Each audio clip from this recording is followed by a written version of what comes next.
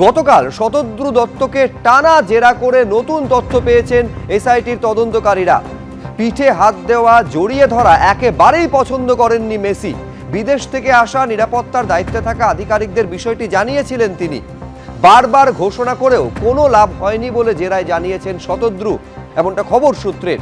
প্রথমে 150 জনের ground access card দেওয়া হয়, পরে প্রভাবশালীদের চাপে সংখ্যাটা 3 গুণ বাড়াতে হয়েছিল। ফলে এই যে ইন্টারোগেশনে কি কি গুরুত্বপূর্ণ তথ্য উঠে এলো জানবো। ময়ূক ঠাকুর চক্রবর্তী আমাদের প্রতিনিধি রয়েছেন। ময়ূক, দেখো, বেশ কয়েকটা ইম্পর্টেন্ট তথ্য শতদ্রু দত্ত সেটা পুলিশের কাছে জানিয়েছে। পুলিশ আধিকারিকরা গতকাল এসআইটির যারা অফিসার তারা শতদ্রুকে ইন্টারোগেশন করেন টানা প্রায় 4 ঘন্টা, এবং সেই ইন্টারোগেশনের প্রথমেই শতদ্রু যেটা তদন্তকারী আধিকারিকদের জানান যে মেসির ভারত সফরের জন্য 89 কোটি টাকা তিনি লিওনেল মেসিকে দিয়েছেন এবং 11 কোটি টাকা ভারত সরকারকে ট্যাক্স দিয়েছেন। এই গোটাটাই যে রাতে শতদ্রুর দাবি। 89 কোটি টাকা মেসিকে এবং 11 কোটি টাকা ট্যাক্স।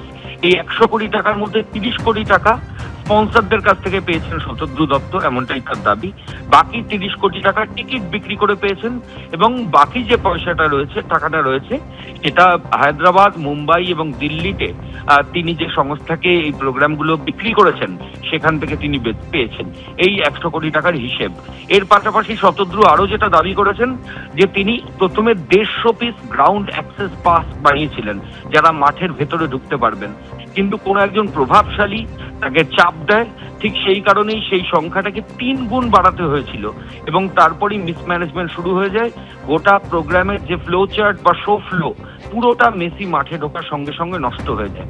এর পাশাপাশি আরেকটাও খুব ইম্পর্টেন্ট দাবি শতদ্রু করছেন এসআইটির তদন্তকারীদের কাছে।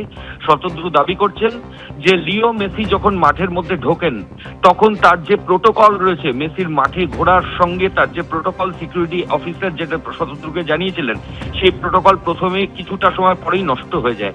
বেশ কয়েকজন তার গায়ে হাত দেয়, পিঠে হাত দেয়, যেগুলো মেসির প্রোটোকলের বিরুদ্ধে। এই গোটা ঘটনা মেসির নিরাপত্তার দায়িত্বে থাকা যিনি বিদেশি আধিকারিক ছিলেন তিনি শতদ্রুকে জানান যে এরকম চললে মেসিকে মাঠে রাখা যাবে না। এরপর শতদ্রু বারবার অ্যানাউন্সমেন্ট করে পরিস্থিতি স্বাভাবিক করার চেষ্টা করেন, কিন্তু তখন পরিস্থিতি হাতের বাইরে চলে যায়।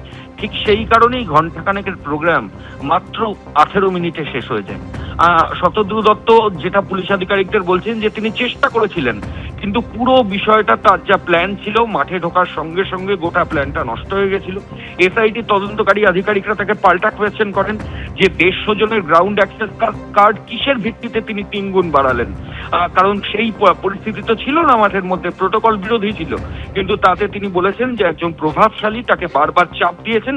ঠিক সেই কারণেই 11th আওয়ারে শুভ্রজিৎ ওই 150 পিস গ্রাউন্ড অ্যাক্সেস কার্ড সেটাকে 3 গুণ তিনি বাড়িয়ে দিয়েছেন। ধন্যবাদ ময়ূক। বলে বুঝতে পারছেন যে জিজ্ঞাসাবাদে গুরুত্বপূর্ণ তথ্য জানিয়েছেন শতদ্রু দত্ত, এমনটা পুলিশ সূত্রে জানা যাচ্ছে। প্রথমে 150টি গ্রাউন্ড অ্যাক্সেস কার্ড দেওয়া হয়, পরে প্রভাবশালীদের চাপে সংখ্যাটা 3 গুণ বাড়াতে হয়েছিল বলে দাবি করেছেন শতদ্রু দত্ত দীর্ঘ 4 ঘন্টার জিজ্ঞাসাবাদে, এমনটা খবর সূত্রের।